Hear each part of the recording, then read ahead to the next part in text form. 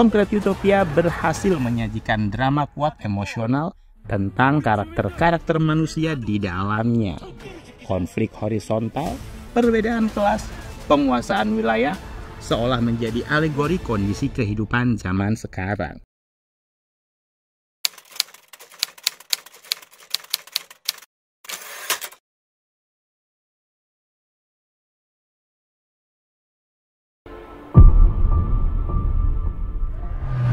Salam sinema, sahabat sinemalogi.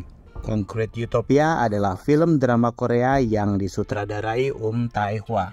Film ini dibintangi Lee Byung-hun, Park Seo-joon, Park Bo-young, Kim So-young, Park Ji-woo, Kim Do-yoon, dan lain-lain. Concrete Utopia bercerita tentang gempa bumi maha dahsyat yang mengguncang Korsel. Gempa itu meluluh lantakkan seluruh bangunan dan hutan beton di kota Seoul, kecuali satu gedung yang tetap berdiri utuh, yaitu apartemen Hwanggung.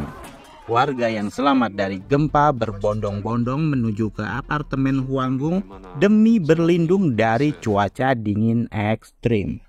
Tapi para penghuni apartemen mulai tak sanggup menampung para pendatang yang makin bertambah dan berjubel.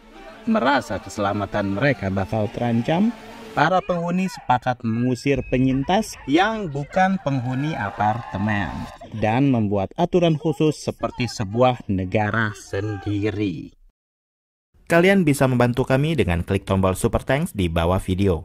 Kami akan sangat berterima kasih atas berapapun nominal saweran yang kami terima. Concrete Utopia tidak berfokus pada saat terjadinya bencana, penuh dengan aksi heroik atau semacamnya. Film ini justru menyorot problematika pasca bencana di mana para korban selamat harus berjibaku bertahan hidup dari ganasnya alam dan manusia lain.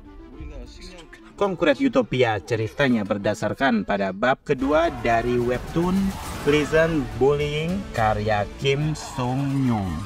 Dengan berbagai penyesuaian, versi live action ini lebih hidup. Gambaran kepanikan hingga aksi anarki semuanya tereksekusi dengan apik.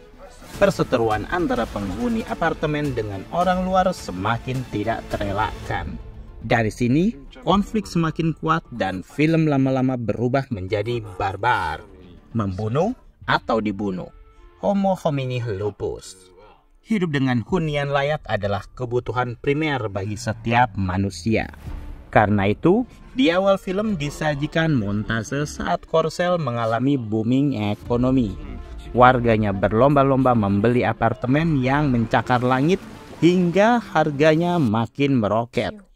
Ambisi para boomer yang dampaknya menyusahkan milenial.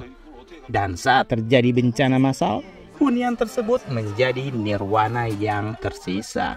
Akan ada banyak adegan yang mentertawakan realita. Bagaimana penonton akan terlibat tak hanya dalam bencana gempa, tapi juga bencana moral.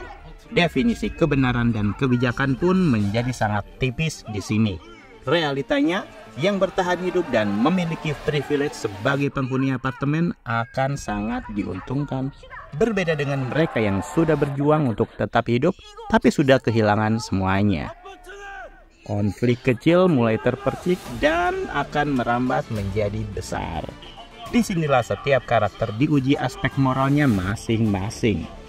Bahkan, karakter Kim Yong-tak diperankan Lee Byung-hun yang awalnya dianggap hero, ketika diberi kekuasaan akhirnya menjadi otoriter dan menjadi Nero.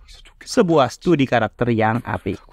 Di sini kualitas Lee Byung-hun benar-benar masuk dan sangat all out.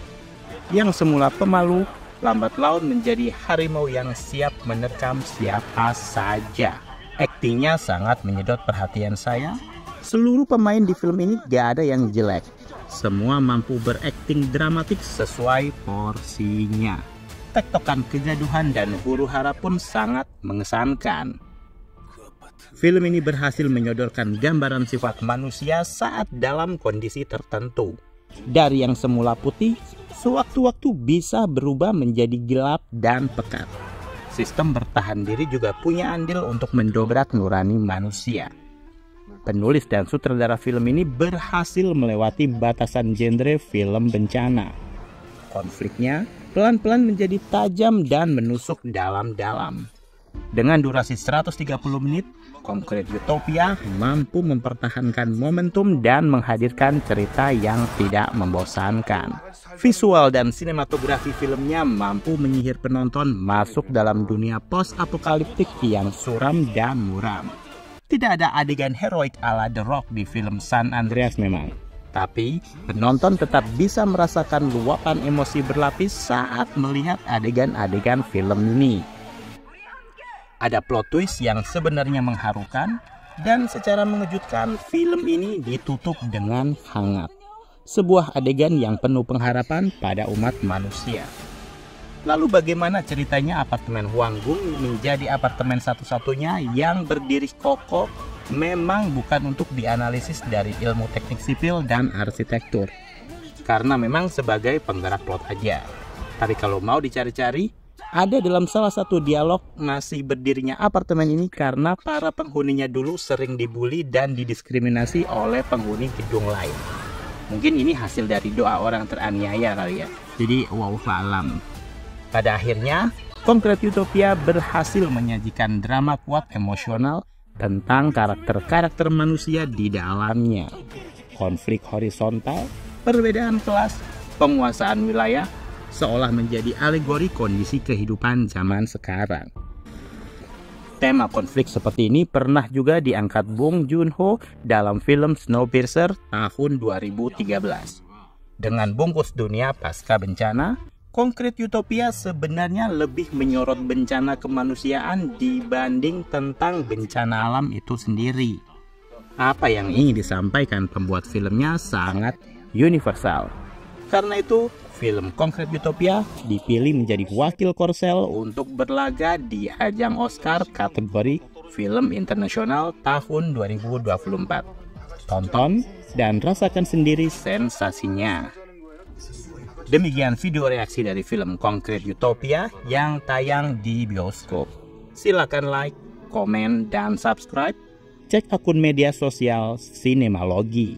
Dan jangan lupa bersinema dahulu, bersenang-senang kemudian.